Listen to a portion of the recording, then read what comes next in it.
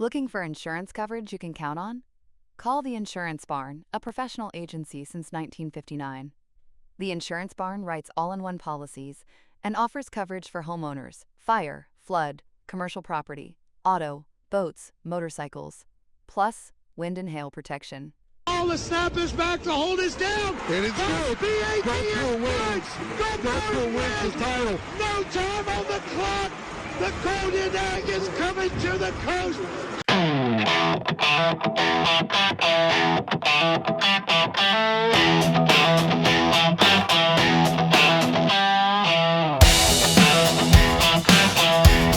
Welcome to the HD Experience, your source for sports on the Mississippi Gulf Coast. Here's your host, Hunter Dawkins.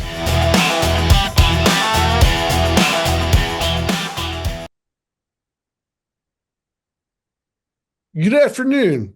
My name is Hunter Dawkins. I'm the host of the award-winning podcast, The HD Experience.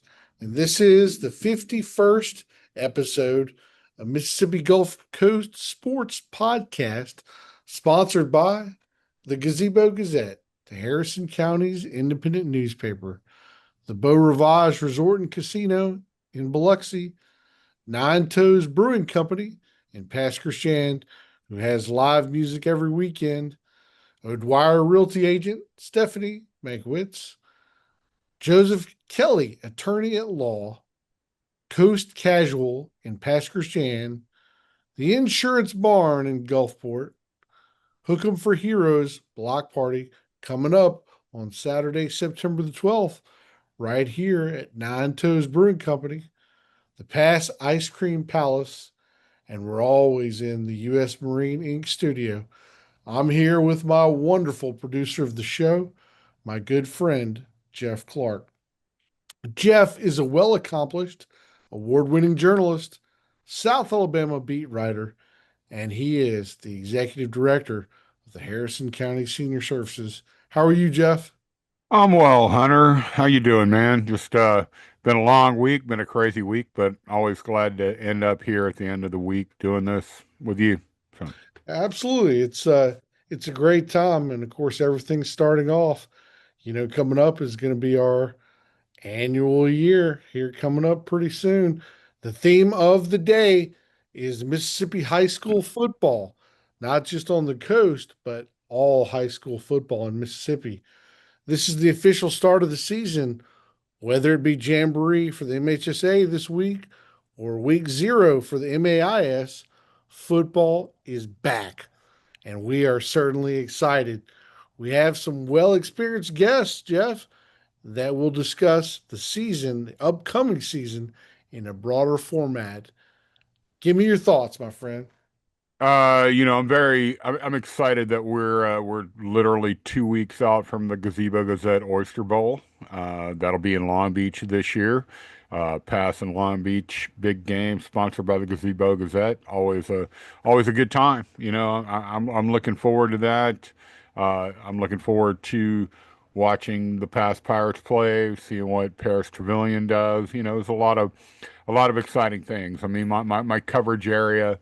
I cover what I cover in high school football, West Harrison, some different things. So I'm always, excited about the teams that I get to see, but it's always a real pleasure to cover Pass High. Absolutely, and they're going to have quite an interesting year. We'll never know what happens, especially as I came up from USM scrimmage yesterday, and it was an odd ball, with USM having some quarterback issues. Obviously, their starting quarterback hurt his hand, in the scrimmage. So there goes in another new cycle in the USM, loom. At least they've gotten to be known for the lack of quarterbacks they've had. However, we'll see what happens, at least among college, and we'll talk about that in one of the upcoming episodes. But as well, Jeff, the next episode is going to be our year. Yeah, we're coming up on a 1-year anniversary. That's exciting as well.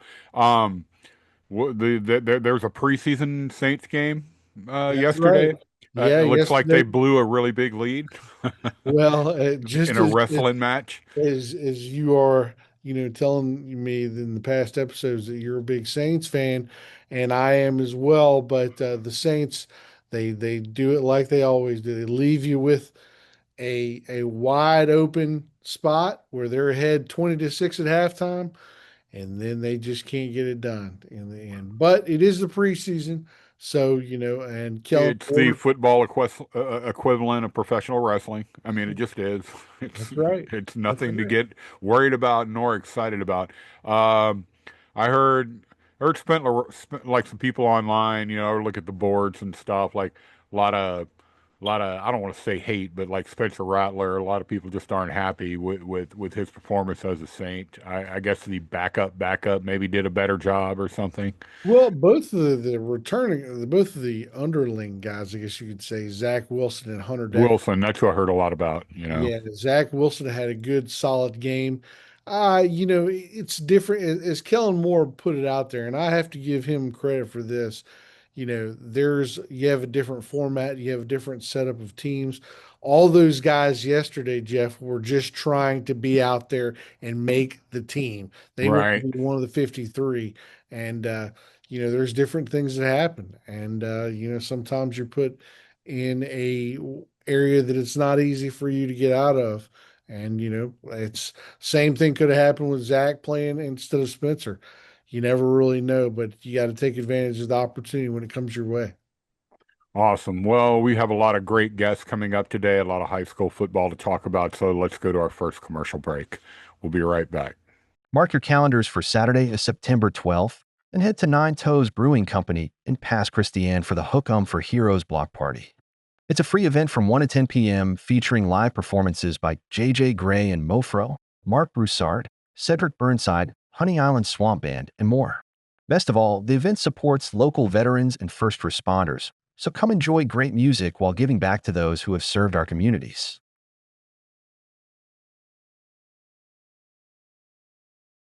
Looking for effortless style on the coast? Discover Coast Casual in the Pass, your locally owned men's and boys' boutique. Coast Casual offers a mix of coastal and southern-inspired clothing, accessories, and gifts. Introduce my first guest, Brandon Shields. Brandon is a Mississippi high school JUCO sports reporter for Mississippi Gridiron and a managing editor for the Jackson Post, who covers high school football across the state. How are you, Brandon? I'm all right, guys. How are you? Doing well. Recently, Mississippi Gridiron published their annual magazine. Let me just ask, first off, how long has that been part of the high school football in Mississippi covering, and who are the top recruits in the state? Well, we started in 2013. I want to say it's 2013, 2014. And then, so this is year 13. This is year 17 for me overall for high school, but year 13 for the magazine. As far as top recruits, I mean, you got Mitchell Turner, D lineman for Louisville, Caden Moss from JA, offensive lineman, committed to Ohio State over the summer. The top, Ben Jarvis Shoemaker from Choctaw County. He's a D tackle he's committed to Ole Miss as well. Derwin Fields from Brookhaven, committed to Texas. Frederick Ford, the linebacker from Greenwood, he's committed to Michigan. Excuse me. Tyson Robinson from Brandon, he's committed to Michigan as well. I mean, the list goes on and on. I mean, we got a good depth this year as far as talent, which is obviously a good thing. Just, we always have talent in the state. Nowadays with NIL, they leave Mississippi rather than just stay in state, which, I wish would change, but it is what it is. But yeah, we got a lot of good talent this year. That being said, Brandon, what's the easiest recruiting from I know you guys cover both MAIS and MHSA. What is the easiest thing for college coaches recruiting in the MAIS or MHSAA? Well, nowadays, the easiest thing is obviously camps. I mean, they go to camps throughout the spring, and basically from January to June is some camps. they're spread out in spaces, but or I guess where you depends on where it is. So, and then you go to the Under Armour, go to the Under Armour camps. That's actually in late December, early January. That's when they have the big Under Armour camps, in Florida and in Georgia. So, and then you have Nike camps in like April and May and early June. Well, June is for school. That's when the universities have camps.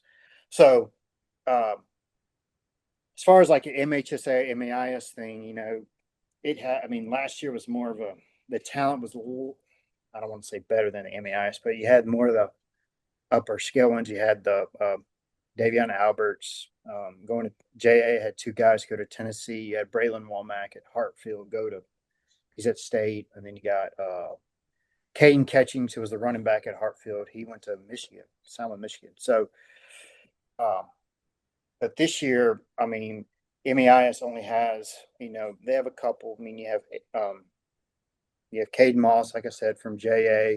You got, you got the kids, Caleb Olger from MRA, offensive lineman. He just recently decommitted to State about a month ago. So this year it's more MHSA as far as talent goes. But, we just had week 0 for MAIS this past week, which was, 22 games. So, but it's getting back into rolling. Under your coverage of Mississippi high school football, what is the most dominant region in football? And you could use this like saying the Pine Belt, the coast, the Jackson area. What is the most dominant region in football across the state? Who has the biggest fans also?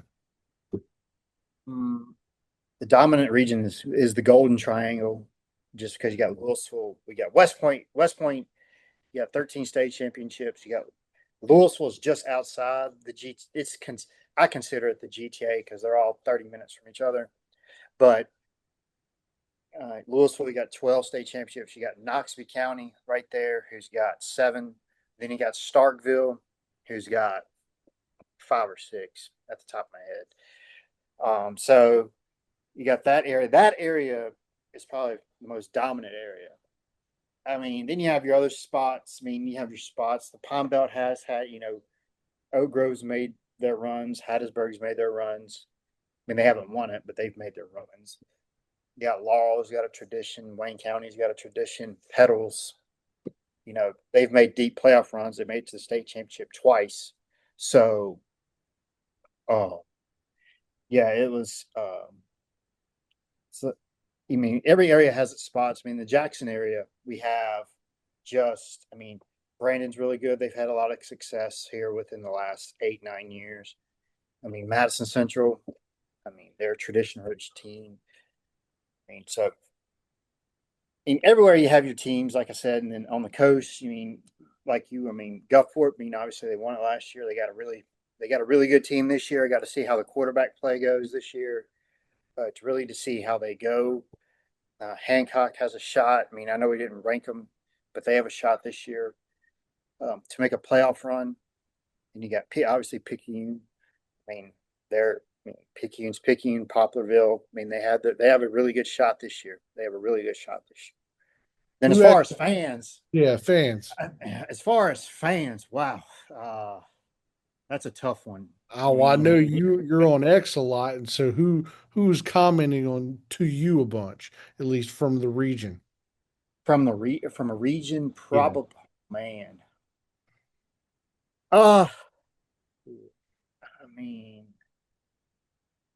gonna have to think on this one. I'll let you get back to me on that.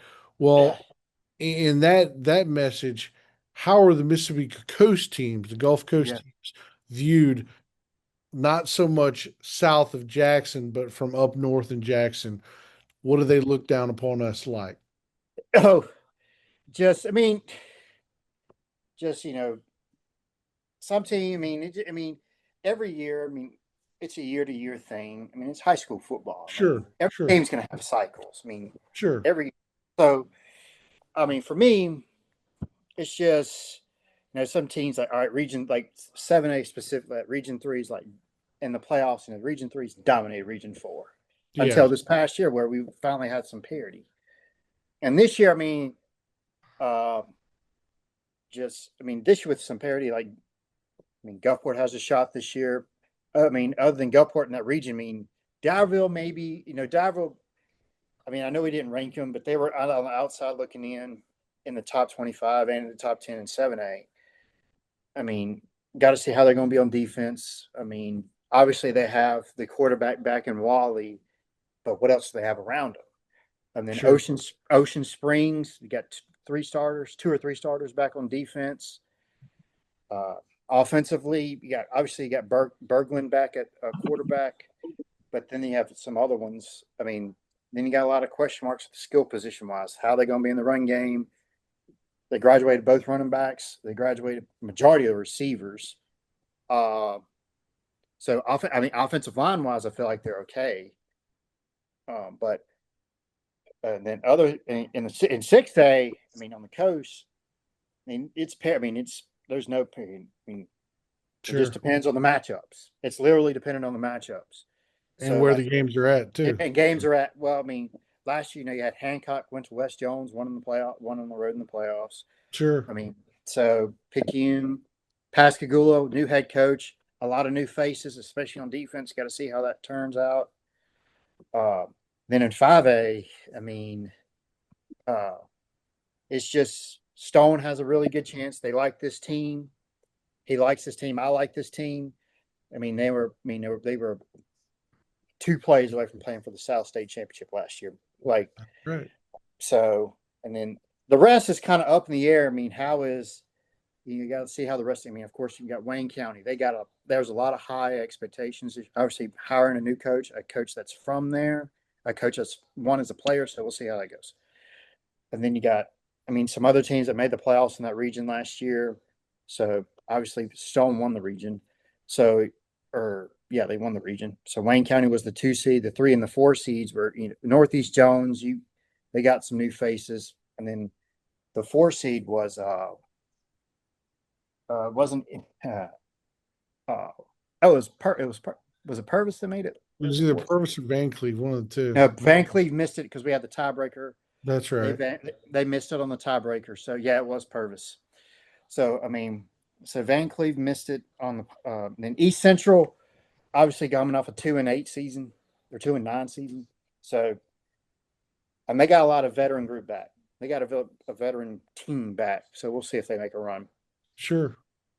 Well, Brandon, it's always good to hear from you, and I'll let you get back to me on that the Mississippi Gulf Coast question I had for you. But let everybody know how they can get in touch with you, at least online or at least through email. Online is Twitter, bshields0244. The online, our website, MississippiGridiron.com. So, and then as far as the fans goes, the Gulf Coast goes, Poplarville fan base is pretty good. Is Poplarville considered the coast? Can I ask this question? You live on the coast. Is Poplarville considered? Personally, I am not a 100% fan, because if you don't live at least 45 minutes away from the beach, I wouldn't consider you Gulf Coast. However, they're one of the 6 counties that are considered Gulf Coast area, and so I'm willing to give them that. So it's a combination of Poplarville and Ocean Springs. It's a combination of both of them. That's right. So yeah, that's who I think. As far as the coast, like the Gulf Coast teams, they have. Every year, everybody has a shot. So That's it's right. It's just depends on who's playing at the right time, how the matchups in the playoffs, and Yep. So, well, you take care, my friend. Good to see you. Good to see you. Thanks for having me. The Gazebo Gazette is Harrison County's only independent newspaper, publishing news from Gulfport to Bay St. Louis every Friday. Hi, this is Hunter Dawkins, owner of the Gazebo Gazette. If you're looking for local news without the hassle of sorting through story after digital story, log on to thegazebogazette.com. Nine Toes Brewing Company is a Gulf Coast destination for craft beer, great food, and interactive entertainment. Enjoy a rotating selection of small batch brews, a menu of comfort food favorites, and state-of-the-art golf simulators featuring world-famous courses. Move to our next guest, who really doesn't need any introduction from me, as my good friend and SuperTalk Mississippi news reporter, Caleb Sailors. Caleb covers all of the Mississippi colleges, along with all the news for the state's largest media syndicate, SuperTalk Mississippi News, on supertalk.fm. And now he hosts the statewide Scoreboard show on Friday night to report the scores. And I believe this is week one for him. How are you, my friend? Yeah, Hunter, we're coming up. We got this coming Friday will be our first show of the year. And I've got notes for days, man. Not as many as Brandon Shields, our friend, may have mentally. I mean, he knows high school football better than anybody in Mississippi. But, we're excited for high school football. Got a good taste of it this past week. So I'm really looking forward to it. But, Hunter, I would be remiss if I didn't give, my thoughts and condolences to the family of Lance Tolbert, our friend, who I love dearly. He was our Scoreboard show host who, passed, I believe, too soon. But, God had other plans. But, that first show, I do want to encourage your listeners and all of our listening audience to tune into that first show. We will do an early tribute for Lance and want to do him justice for that first show. Well, Caleb, I definitely agree with you on that. And Lance was obviously a good friend of yours and mine too, as well. And we'll definitely we'll reach out and let everybody know of that too, also.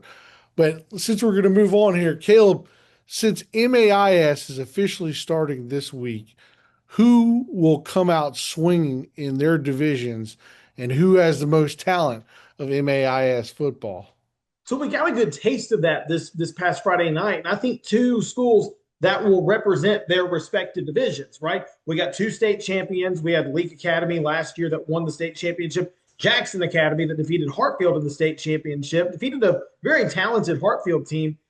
JA went into Madden, Mississippi in the middle of nowhere in Leake County and beat Leake 63-40. But Leake, man, put up a heck of a fight. So I think in Leake's division, I think Leake, the Rebels are as good as anybody. I thought Leake would have some growing pains with that quarterback, George Wilcox, who, Hunter, this dude looked like Ben Roethlisberger in high school. Big old boy, quarterback, had a big arm, but ran the ball very well, pretty agile for as big as he was. Well, this new quarterback, Major is his first name, M-E-J-U-R-E, comes in there, first drive, boom, zips it downfield, touchdown. And J.A. didn't have an answer for him at all. Now, J.A. ended up winning in the line of scrimmage. Caden Moss, the left tackle for J.A., number 2 player of Mississippi, committed to Ohio State. He dominated. I mean, J.A.'s running back had over 300 yards and 5 touchdowns in the game. I mean, he was dominant. But I saw a lot more from Leake Academy than I probably did from J.A. relative to what I was expecting from the two schools. Now, we'll see more this week coming up, Hunter. Jackson Prep will get going. It's UMS down in I'm losing my train of thought. I'm down in Mobile in Alabama, and MRA is going to be playing Ravenwood, which is a fun matchup because that's Herbert Davis, head coach of MRA. His son is the offensive coordinator at Ravenwood. And so it'll be father-son going against each other. And that Ravenwood team's really good. So we'll get to see more than Hartfield plays Washington at home this week. So we'll see more from the top of the MAIS. Then we'll see more from our Magnolia Heights, from our Pilla Academies, even going down into South Mississippi's or Adams County Christians and whatnot, and St. Stanislaus. We'll see more from those schools as we move on through the season. But right now, we're so early, we really don't know. But I'll tell you what, I think Jackson Academy is as talented as anybody, but they've got some secondary issues, and Leake Academy kind of exposed that on Friday. Under your coverage of Mississippi football, what is the most dominant region in football across the state? This, of course, can be maxed up by congressional districts or the Delta, the East Side, the Coast, Jackson area, whatever you want.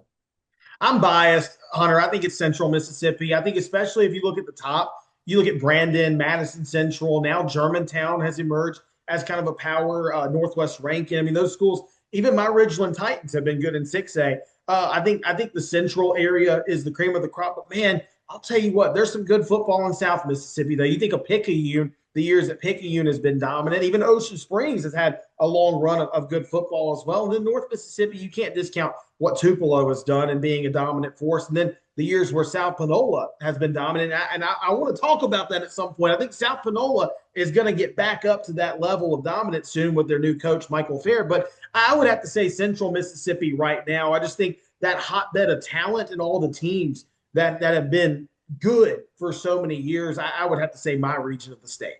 Since you are around the Scoreboard show every Friday night, who has the most fans that call in? What region of the state? Man, that's a great question. We get calls. So the thing is, Hunter, we get calls from all over the state. We get calls from everywhere. And so it's kind of a hodgepodge of everybody. Now, I would tell you that our southern, like Pine Belt area, our Oak Grove people, our Hattiesburg High, even PCS now, PCS switching to MHSAA, we got a lot of texts from that region, a lot of calls. But honestly, Hunter, I mean, people are listening. It is amazing. That is one of the most fascinating things to me is that we'll get texts from every single county, all 82 counties in Mississippi on any given Scoreboard show night. And so I really can't tell you. My inference would be that it'd be Central Mississippi again because the population density in Central Mississippi. But I'm telling you, we get calls from everywhere. I mean, one of our top callers calls us from Stone County. And then we get Wayne County that calls us. And then you, of course, on Friday nights from the coast. And Hunter, I'll tell you what, I was talking to JT Mitchell, our good friend, last week. And I was like, I'm really looking forward to Hunter just giving me the coast update because you don't just tell me about the Gulfport games. You tell me about everybody. And so that really makes my job a lot easier. But I'll tell you what, though, I got to give credit to the state of Mississippi in general. I'm going to sound like a politician here, and I'm not a politician, but the state of Mississippi cares about high school football. So I'm not going to alienate any region there because everybody really cares about it. My final question for you, Caleb, and this is a more important question that I think you and I wonder about every now and then. Is college recruiting very big in high school anymore after the transfer portal? Absolutely, Hunter. I mean, I have right now the top 10 players in Mississippi. And one of them I just talked about, Caden Moss, and the battle between Ole Miss and Ohio State, even Kentucky getting in the fold. I mean, that was a huge recruiting battle, and it was a big deal for him to commit to Ohio State because of all the work Ole Miss had done into recruiting him. And honestly, Hunter, I think now with Pete Golding being head coach at Ole Miss, and even obviously Jeff Levy with his experience at Mississippi State, and Blake Anderson having to recruit so many guys for Southern Miss, I think regional recruiting has become so much more important. Specifically, Pete Golding, he has said that he has a certain mile radius for recruiting for his team. Now, of course, they'll go to California, Florida, and Texas to get guys, but they are honed in on the state of Mississippi. Here's the evidence of it. Mitchell Turner, number 1 player in Mississippi, committed to Ole Miss. Ben Jarvis Shoemaker, number 3 player in Mississippi, committed to Ole Miss. Antonio Berry, number 4 player in Mississippi, committed to Ole Miss. So regional recruiting is very important. Now, of course, I think a lot of schools now have shifted from the approach of being so transfer heavy to now using the transfer portal to fill holes. But when you look at the lines of scrimmage specifically,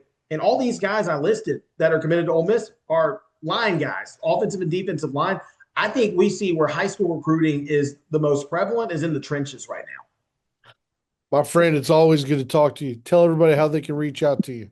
Yeah, Caleb Sailors, STM on X. You can find me by searching my name on any other social media platform. And most importantly, supertalk.fm.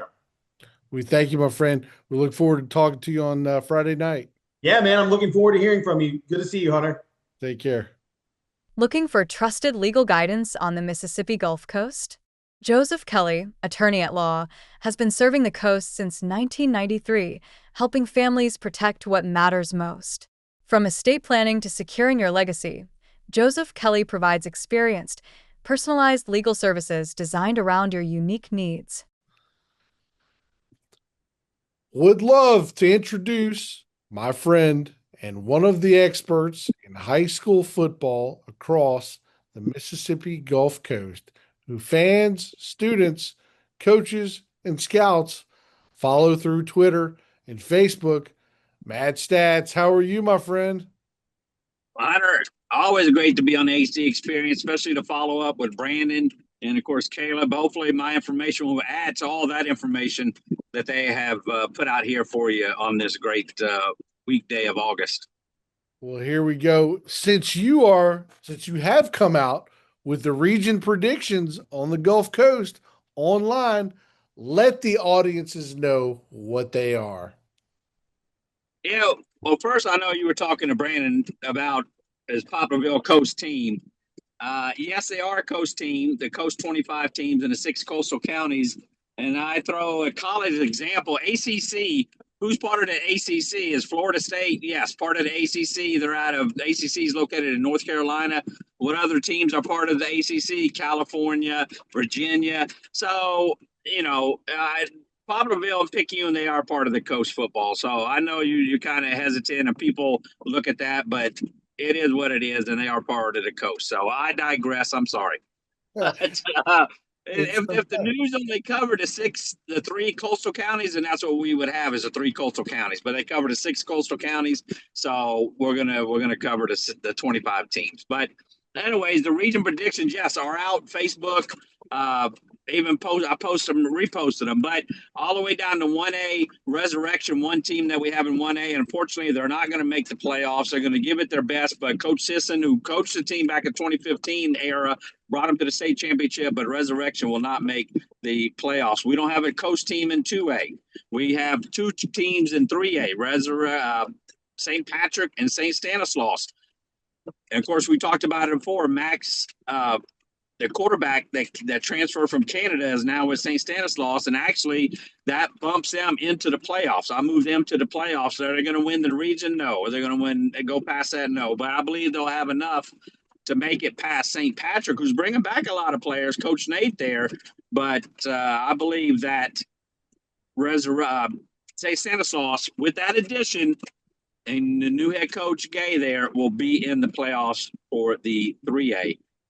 And the 4A, you have the 2 regions. You have Pass Christian, they're going to win the region again.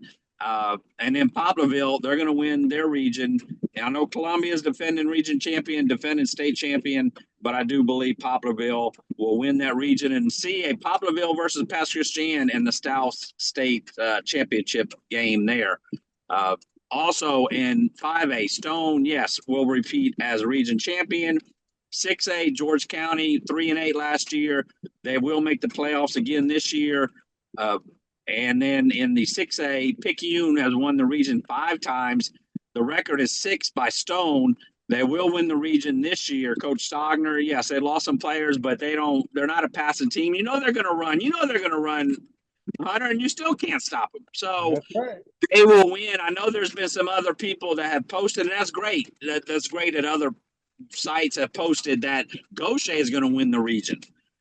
Okay, I'll believe that when I see it, but I actually think PRC will finish in 2nd place, and then Picayune win in the 1st, and then between Pascagoula and Gaucher, I believe Gaucher will be in there. The odd team out, unfortunately, you didn't hear me call their name, Hancock, I believe is going to be the odd team out. They do have Wedgeworth, Coach King. They made the playoffs last year. They won at West Jones, a great win there, but I do believe that Picayune will win, and then PRC will finish 2nd. In the 7A, Gulfport won the region last year. They will win it again this year. And 2nd seed will be D'Iberville. I believe D'Iberville is very close. They have to go play in Gulfport at their new stadium. But I do believe that Gulfport will win. D'Iberville, that wouldn't shock me if they won the region. And then I believe Ocean Springs and Biloxi will finish 3rd and 4th. St. Martin is there fighting it out. Harrison Central with their new head coach, Fortenberry, with the aforementioned Columbia State champions. He was their defensive coordinator. Does he have enough players to get him in the playoffs? We shall see. St. Martin easily could make the playoffs. West Harrison, we thought they were going to make it last year. Coach Patrick, they lost some key players, as every team does. Can they make the playoffs? Yes. It wouldn't shock me if any team would make the playoffs in our 7A here on the coast. It would shock me if Gulfport didn't make the playoffs at all, but that's not going to happen. All right, my friend. That's some big time news out there now. Yes. But historically, as your good friend Bobby Hall once said, the Mississippi Gulf Coast region has not been strong in the playoffs. What's different about some of the teams you've seen this year? Yeah, so when Bobby Hall said that, I didn't like what he said. Obviously, he was on his way out, and he said that. So, and you're talking about, anyways, Gulfport has set the standard. Ocean Springs has been there. Now they'll drop a little bit this year. They lost some players, but they'll make the playoffs. But it's just a mindset, just like, we were talking one of the other guests talking about South Panola winning 80-something plus games in a row. It's the standard. It's the mindset. Gulfport has the players there, and it's just to get over the teams from the north half of the region as far as the 3A, the Oak Groves, the Brandons. And so it's just, that mindset there. The teams have made it from the coast. We know that. We're, again, Picayune, Poplarville, they made it. They've won the titles. Yeah, so we'd want somebody on the coast, closer to the beach maybe. Yes, Gulfport won it. And I still believe, like I say, Stone has a good shot. It's just a matter of the level that you expect to play at. And I believe Gulfport has set that standard, and other teams it's just the mindset and the coaching staff. And we have great coaches down here on the coast. As you know, starting the season, Hunter, 227 teams, 1A through 7A, 227 teams, 7 of them will raise that gold ball. So, not everybody's going to end raising that gold ball, but that's how many teams are in the state and MHSAA, not including private schools, but 227 total teams. So we'll look forward to it. I say in 2 weeks. Actually, some teams are playing this week, and that's Christian Collegiate is playing their first game this Friday. Talk to me about somebody you didn't mention. I know you've been big fans of the head coach, Coach Patrick at West Harrison. Talk to me about what's going on with them.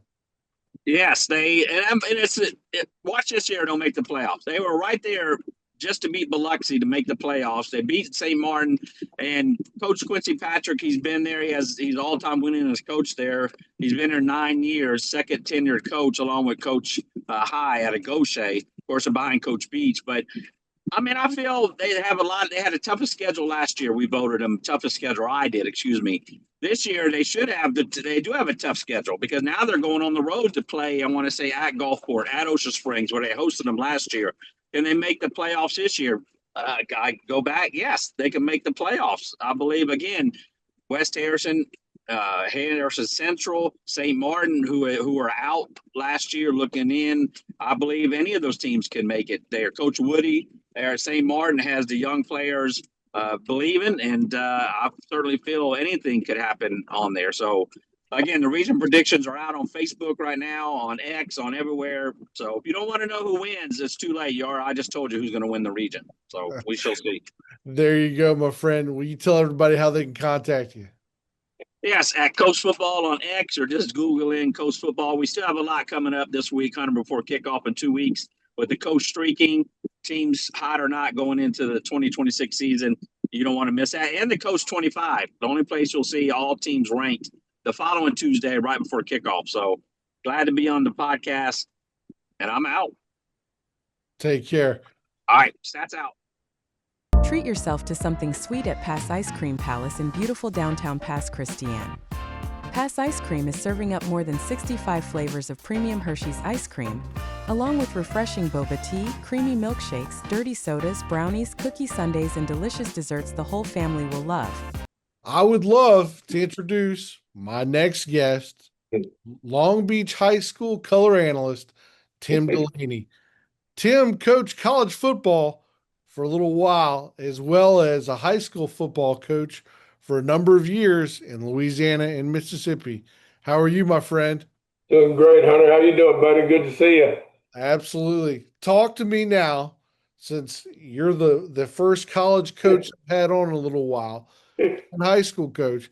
Talk to me about the difference in high school football nowadays versus when you were coaching. Well, there's a whole lot more restrictions on what you can and can't do. Different generation, different kids. I'm a South Louisiana guy. You coach down there in Eunice, you understand. It's hard-nosed football, and you can get after the kids, and heck, the parents hold the kids accountable. That's right. Nowadays, the parents are holding you accountable. You sitting up in the office if you holler at a kid. I feel sorry for the coaches these days, just because I'm old school. If you and I had grown up at different times, and now we'd be coaching different. The comparison's hard to make because different times. But like I said, today, the way I coached wouldn't work. But I would have adapted. Young guys do. Of course. Do you still have a coaching mentality when you are announcing games? Sure, most assuredly. And that's I had to cover for Tony once doing the play-by-play. I said, look, what you're gonna get is it's gonna sound like what the press box coach is saying to the head coach on the headphones, because that's pretty much all I know how to do is call it as I see it. Technically. I'm not good. Tony's the guy making. Of course, I got to plug the TNT show while I'm here, but Tony's the guy that makes it exciting. I'm just the analyst. Under your coverage of Mississippi football, not only in coverage but in coaching Mississippi high school football, Right. what is the most dominant region in football across the state?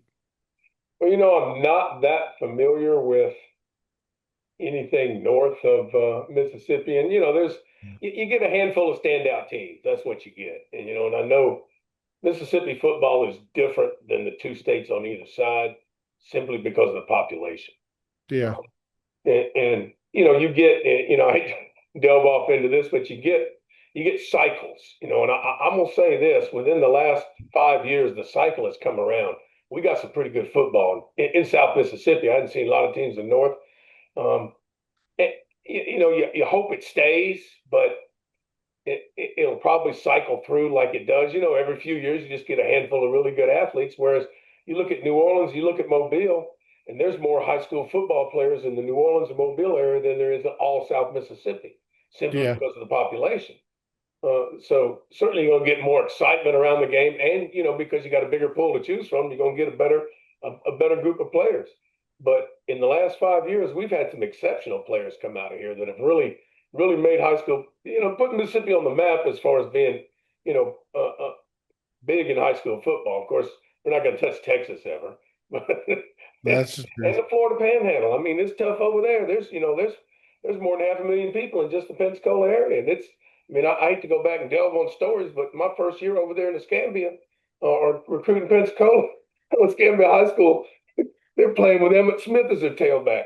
That's right. But then you go down the road to Woodham, and their tailback's Derek Brooks, which you only hear him if you think about defense. But can you imagine that guy coming downhill at you? And Exactly. they got a lot of schools with a whole lot of people, and so the talent's going to come out. But we got our share right now. We might as well capitalize and enjoy it while it's here, and hope it stays. Historically, the Mississippi Gulf Coast region has not been strong in the playoffs. What's different about some of the teams that you've noticed or that you will notice, at least, especially who Long Beach is going to end up playing, Picayune, Pascagoula, all those level teams? Every one of them. Here's what I see with football, and the coaching's good. It's good coaches, and it's good football. And if you don't have 3, 4, 5 guys on your team, or if you don't break the huddle with 5 270 or better running up to the football, you got to play with the regular kid that is a good high school football player. And you develop those kids and you make them good football players, and you get you 2 or 3 great ones that carry the load when necessary. Obviously the kid at Poplarville stands out. But you surround them with just good, solid high school football kids that want to play the sport, and you're going to be successful. You'll have a chance. Down here, that's what's happened. You look at Gulfport, they got truly speaking, they don't have a Jamar Chase on their team. Or Rummel High School. I was talking to Phil the other day. I asked him, who's the best athlete you ever saw in high school? He was the AD at Rummel. He said, Jamar Chase. Yeah. But Gulfport's winning because they got solid football players and a couple of kids that stand out that can really help them. It's good football. Is college recruiting, since you were coaching in college, is it different versus having the transfer portal under your belt? Yeah, this again, coming up through the ranks as a young guy now, I would adapt to it. But for me to have to jump in it now is awful. You have to, in my day, you had to get off your butt and get in your car. I drove 1,000 miles a week, Hunter. I'd spend a week in Gulf Coast, a week in Mobile, a week in Pensacola, and then make the run back to Thibodeau. But now, guys are doing it with agents. And you're looking at film, and of course we had we had that old cassette she shoved into the thing. Right. run it back to this, run it back to that. There's no highlight reels or anything. So you had to do legwork. What you really had to do is get out there and get to know those coaches and know the fact that they're going to tell you the truth. They say kid's a player, he's worth looking at. Nowadays, I mean, I know they're getting overwhelmed with, stuff coming into them about everybody's a player, but you got to understand this too. The support staff for college coaching, look on the sideline. You can't even move over there. There's so many people wearing the colors because they're all part of there's probably 20 GAs that just filter through the film looking at recruits. Yeah. Then they hand it to the big guy who then makes the call. It's probably more efficient, but it ain't old school. Well, and that's another thing I was going to ask you, because you sort of brought up about the JUCO. Is JUCO got any relevance still down in the Gulf Coast area? Oh, most assuredly. The JUCOs were huge when the ACT was big about getting in. Now, I'm telling you, we always made a joke, the best athletes in college football were playing at Mississippi junior colleges when I was coaching. That's right. But they, some of them couldn't spell ACT now. It's a whole different thing. But see, they have programs in Gulf Coast and all them when, they were winning big. What they did is get those big kids from the SEC kids and get them in class and babysit them and get them through and get them, eligible to move on. And that kept those big schools coming back. If Auburn sends a kid to me and I send him back to Auburn, they're coming back with more kids. If I say, hey, you're on your own, go get yourself recruited wherever you want to go, they're not coming back with any more kids. Steve Campbell was the master of keeping those kids and having the connections with those colleges. And now, of course, a lot of those kids that don't, if you don't get your big NIL contract, are you better going to JUCO, the Gulf Coast, where there's still some fine athletes there, or going to a smaller school and trying to make your name? Sure. I'm not sure with the good football we have, and JUCO football in Mississippi is serious now. And you think, well, gee, because you look at the facilities, et cetera, it doesn't matter. There are school East Central. I mean, they put some players out there, but they don't, not like you're running on the field of Alabama or anything. Exactly. But those guys, right. Those guys have, and they all got, if they're any good, people are going to know where they are, but it's getting them experience or getting on the field, and you got a more controlled environment in that junior college. So it really is a positive thing for the kids that need that. Well, my friend, tell everybody how in the audience, how they can watch you guys and contact y'all. You got to you can watch Facebook. You can watch the TNT show, my friend. That's right. And by the way, I ain't seen you in a while, Hunter. Folks, just so you know, I used to see Hunter 3-4 days a week down at the gym, but now that he got famous, I ain't seen him at all. You got to win some awards every now and then. So. Yeah, you can get it. You can get us on the NFHS network, or you can see the coaches show on Facebook or YouTube. As soon as we get those sponsors, we're going to throw the whole thing on YouTube, and just watch. You'll enjoy it. It's entertaining. Well, thank you, my friend. You take care. I appreciate you having me on, man. Take care. I'll see you at the gym. Good deal. All right, bud. United States Marine Inc. knows what it means to show up strong. Your grit and teamwork inspire us every day. At USMI, we cherish our family, and our family includes community and you. USMI builds the baddest boats with pride and coastal toughness. I would like to introduce my final guest, one of my good friends and former teacher, Joe Jacks, the head track and field coach at St. Stanislaus. Additionally, Coach Jacks is a sports reporter for the Gazebo Gazette and the Seacoast Echo.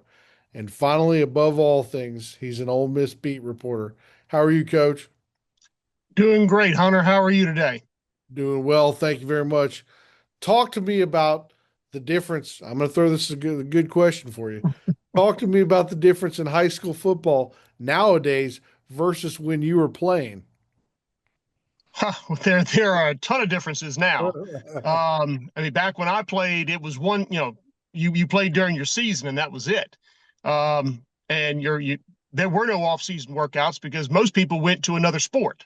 That's right. And the only off-season really was the summer, and we didn't have a weight room, so we had to go lift weights on our own, which was down on Main Street at Loy Canis Health Club back in the 80s. But So now, fast forward, almost 40 years, and you've got travel 7-on-7 ball. You've got 365-day workouts on campus now, because just about every campus has a weight room now.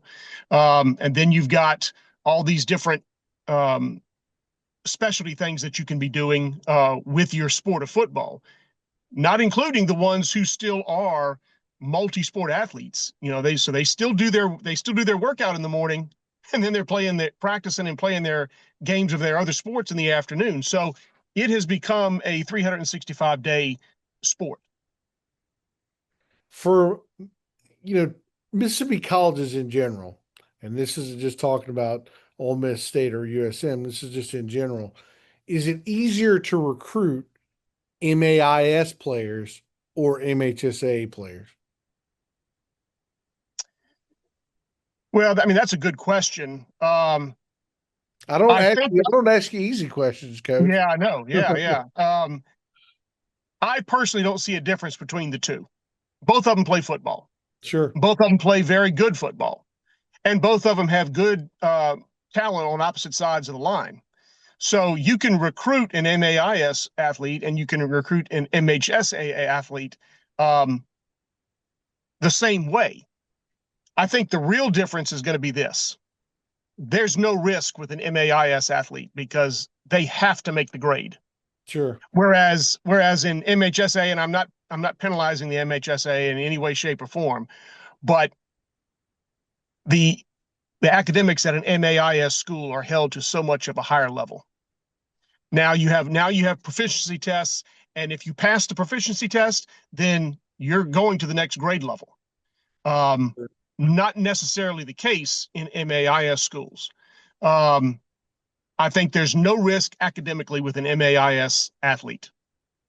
And that may make it slightly easier knowing that you're going to get everything on that side of the recruiting table with an MAIS student.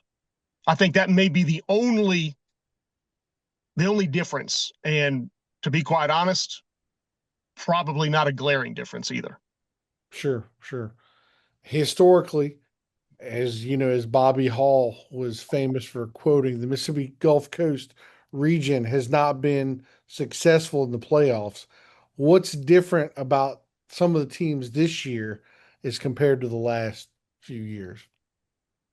Well, we have seen Gulfport reemerge. Yep. Back in the 70s, they were a very powerful opponent in the old Big 8 conference. Sure. It was Gulfport and Biloxi fighting it out for the tops in the Big 8 conference. And typically there was no playoffs back then. So typically the winner of the Big 8 conference was the state champion for all intents and purposes. But now Blake Pennick has established his program over the last couple of years and has put out a great product on the field, and they're getting noticed, they're getting recruited, and Gulfport is reemerging as one of the top names in Mississippi. The rest of them on the Gulf Coast have to keep up with that. Pass Christian, over the course of the last 6 years, has been an outstanding everyday program in Class 4A. Like it or not, West Harrison is making strides every year. They have not yet made it to the playoffs, but they are making strides. You can definitely see the progress and development. D'Iberville, always a strong team. Picayune, can't take anything away from Pearl River County teams. Picayune, Pearl River Central, and Poplarville are all stalwart clubs. So I think the Mississippi Gulf Coast, not to knock Bobby Hall, but is not what he described. Is college recruiting big, still big, even after the transfer portal has been created, and not so much college recruiting throughout the state, but down here on the Gulf Coast? I mean, I think it's still big. You're going to get high school recruiting for your 4- and 5-star athletes is still a major component of Division I football. But the transfer portal has hurt the 3-star and below player. Sure. No longer can you really take a risk on a 3-star or less player, as was the case with Deuce McAllister back when he was recruited. Deuce McAllister had 0 stars, had none when he came out of high school. Wow. And when he started in the Mississippi-Alabama All-Star game, he didn't even start at running back. He was a wide receiver. That's what he played in the Mississippi-Alabama game. So Deuce McAllister had 0 stars, didn't even line up at his natural position, went on to be an All-American and the Saints' all-time leading rusher. So no longer are you going to have those types of players until they correct the transfer portal. Final question, Coach. And this would be I'm not sure how much I know you have a little bit of knowledge of this, but of course, traveling up to Oxford and things as such, how are the Mississippi Coast teams viewed north of Jackson? I think north of Jackson, they just don't know much about them. Yeah. They're just not familiar with them because they never see them.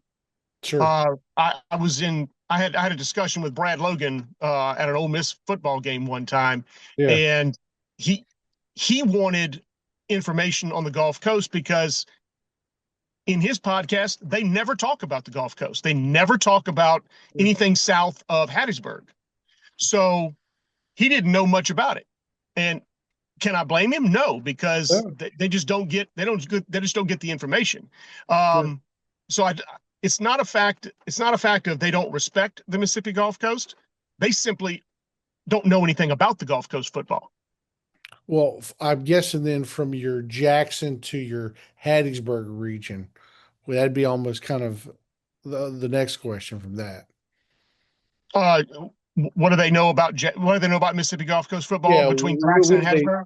What's their thoughts are, you think? I still think the Jackson to Hattiesburg media circuit would probably favor the teams that are in their market rather than teams that are not in their market. Sure. And the Mississippi Gulf Coast is the furthest thing from the Jackson market. That's right. I mean, it's just that simple. Sure. And which is one reason why you don't see coast teams that are ranked in the AP top 25 in the top 10. Now, yes, last year you had Gulfport rise throughout the season. They became state champion. I mean, it's quite obvious. But to start the season, no. You may see one. And the one that you see on a consistent basis would be Picayune. Because Picayune has been in the state championship talks for at least the last decade. Sure. Every year. So they're the one team down here that's going to get the respect. Poplarville, when you look at a class by class ranking, Poplarville will always get the respect because, I mean, heck, they've played in 10 state championship games. They've only won one time, but they've played in 10 title games. Wow. So there's something to be said for that. But, if it's not in their market, they're not really worried about it. Coach, let everybody know how they can contact you. Wonderful, Herner. Anyone can reach me by my email, jjex2@aol.com. Look for any critiques, criticisms, or opinions. Doesn't matter. I know you'll get back to me regardless. That's right. Thank you. You take care, Coach. All right, Hunter. Have a great one.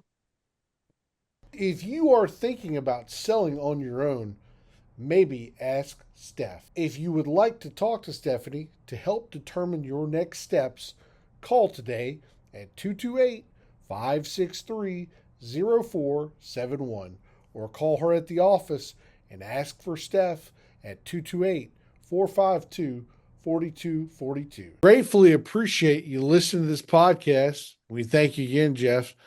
The next episode, as we told you, will be our annual focusing on the Gazebo Gazette's 9th Oyster Bowl with an upcoming game between Pass and Long Beach at Lumpkin-McGee Stadium, August 28th.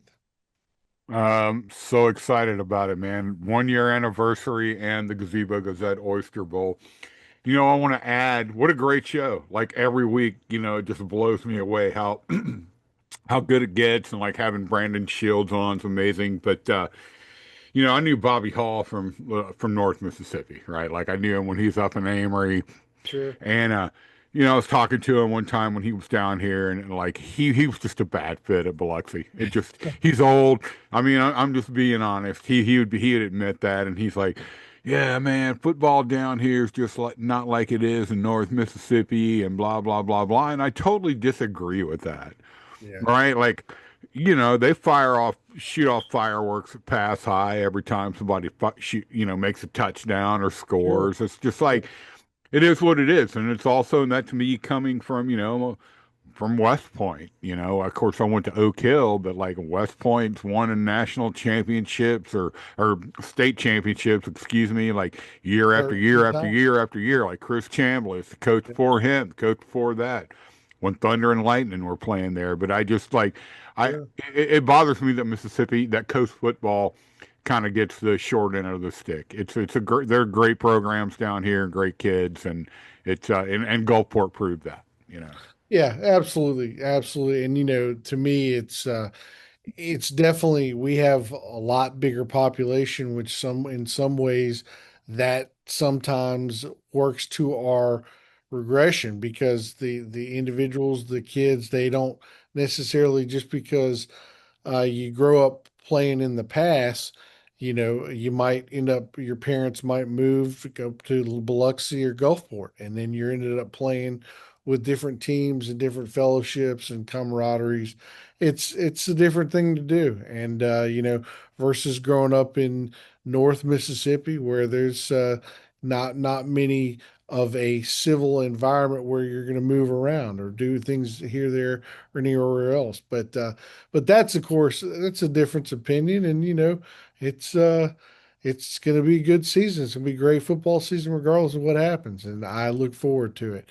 And, I want to thank all of our sponsors, including the Beau Rivage Resort and Casino in Biloxi, Nine Toes Brewing Company in Pass Christian, O'Dwyer Realty Agent Stephanie Mankiewicz, Joseph Kelly, attorney at law, Coast Casual in Pass Christian, the Insurance Barn in Gulfport, Hook 'em for Heroes Block Party coming up September the 12th, the Pass Ice Cream Palace, and U.S. Marine Inc.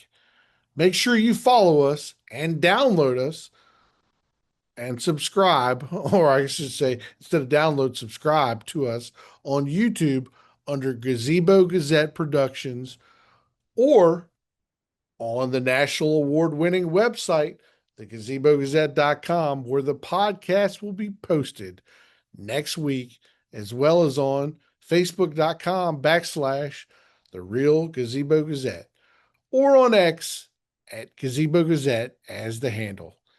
The HD Experience is available on all podcasts, as Jeff says, including Apple, Spotify, iHeartRadio, and Amazon Music under the HD Experience tag. Signing out, this is Hunter Dawkins, the host of the HD Experience. We'll catch you on the flip side.